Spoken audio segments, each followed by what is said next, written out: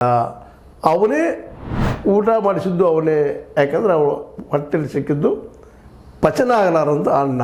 ಇದೆಲ್ಲ ನೇರವಾಗಿ ವಿಠ್ಠಲಗೌಡ ಕಾರಣ, ಇವನೇ ಅಪರಾಧಿ ಅಂತೇಳಿ ಇವತ್ತು ಆರೋಪ ಮಾಡಿದ್ರಿಂದಾಗೆ, ಜೊತೆಗೆ ಇವೆಲ್ಲ ಒಬ್ಬ ಮುಸುಗದಾರಿ ಚಿನ್ನಯ್ಯ ಗೊತ್ತದ ನಿಮಗೆಲ್ಲ, ಆ ಹುಡುಕಿದ ಸಹಿತ ಬಂಗ್ಲೆ ಗುಡ್ಡದಲ್ಲಿ ಒಂದಿಷ್ಟು ಏನೋ ಮೂಳೆಗಳು ಸಿಕ್ಕಿದ್ದು, ಆದರೆ ಇವತ್ತು ಹೆಚ್ಚಿನ ಪ್ರಮಾಣ ಸಿಗ್ತಾ ಇದ್ದಾವೆ.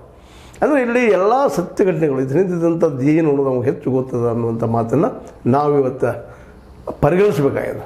ಈ ದಿಶೆಯಲ್ಲಿ SITಗೆ ಒಂದು ಸತ್ಯ ಹೇಳ್ತಾ ಇದ್ದಾರೆ ಇವರು, ಸ್ನೇಹಮಯಿ ಕೃಷ್ಣ, ಇಲ್ಲ SITಯ ದಿಶಾಬಲು ಮಾಡ್ತಾ ಇದ್ದಾರೆ. ಇಂಥದ್ದು ಒಂದು ಹಿಂದೆ ವೇದವಲ್ಲಿ ವಿಷಯದಲ್ಲಿ ನಡೆದಿದೆ. ವೇದವಲ್ಲಿ ತನ್ನ ಪ್ರಿನ್ಸಿಪಲ್ ಪೋಸ್ಟಿಗೆ ಪ್ರಮೋಷನ್ ಸಲುವಾಗಿ ಹೋರಾಟ ಮಾಡಿದ್ದು, ಕೋರ್ಟ್ಗೆ ಹೋಗಿದ್ದು, ಕೋರ್ಟಿನಲ್ಲಿ ಅವಳ ಪರವಾಗಿ ನಿರ್ಣಯ ಬಂದಿದ್ದು, ನಂತರದಲ್ಲಿ ಅವಳು ಕೊಲೆ ಆದದ್ದು, ಇವೆಲ್ಲ ನಾವು ಗಮನಿಸಿದಾಗ ಕೊನೆಗೆ ಅವಳ ಗಂಡನ ಅದಕ್ಕೆ ಕಾರಣ ಅನ್ನುವಂಥ ಒಂದು ಮಾಡೆ, ಇಲ್ಲೊಂದು ಅದು ಹಿಂದಿದ್ದಂಥ ಶಕ್ತಿ ಯಾವ ರೀತಿಯಾಗಿ ಇವ್ರನ್ನ ಬಳಸ್ತು. ನಂತರಕ್ಕೆ ಗಂಡ ಆದ ಸಹಿತ ಎಕ್ವಿಟ್ ಆದ, ಬಿಡುಗಡೆ ಆದ, ಅದರಲ್ಲಿ ಅವ್ರನ್ನ ಹಸ್ತಕ್ಷೇಪ ಇಲ್ಲ ಅಂತೇಳಿ ಅದರ ಕೇಸು ಮುಚ್ಚೋಯ್ತು. ಆ ರೀತಿ ಏನಾದ್ರು ಮಾಡಲಿಕ್ಕೆ ಹೊರಟಿದ್ದಾರೆ. ಯಾಕೆಂದರೆ ಇವತ್ತು ಹೌದು ಇರ್ಬೋದು, ವಿಠ್ಠಲಗೌಡ ಪ್ರೀತಿ ಮಾಡಿರ್ಬೋದು, ಆ ಹುಡುಗಿನ ಕೊಲೆ ಮಾಡಿರ್ಬೋದು, ಮತ್ತೆ ಇನ್ನೂ ತನಿಖೆದಾಗ ಗೊತ್ತಾಗುವಂಥ ವಿಷಯ. ಈಗಂತ ನಾವೇನು ಆಡಲಿಕ್ಕೆ ಆಗೋದಿಲ್ಲ. ಅವರು ಈಗೆಲ್ಲರೂ ನಾವೇನು ಹೇಳಿದ್ರು ಆರೋಪ ಮಾಡಬಹುದು ಅಷ್ಟು.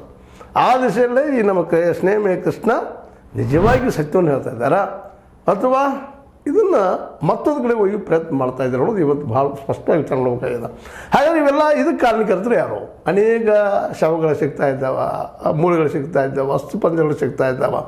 ವಿಠ್ಠಲಗೌಡ ಇವತ್ತು ಅದಕ್ಕೆಲ್ಲ ಸಾಕ್ಷಿ ಆಗ್ತಾ ಇದ್ದಾನೆ. ಮತ್ತು ಅದರಲ್ಲೂ ಈ ನಮ್ಮ ಏನಪ್ಪ ಅಂತ ಚಿನ್ನಯ್ಯ ಅಥವಾ ಈ ಮುಸುಕುದಾರಿ ಈ ವ್ಯಕ್ತಿ ಇಲ್ಲೇ ಇದು ಬಂದ ಮೇಲೆ ಇನ್ವೆಸ್ಟಿಗೇಷನ್ ಜೋರು ಆಗ್ತಾ ಇದೆ ಇವತ್ತು.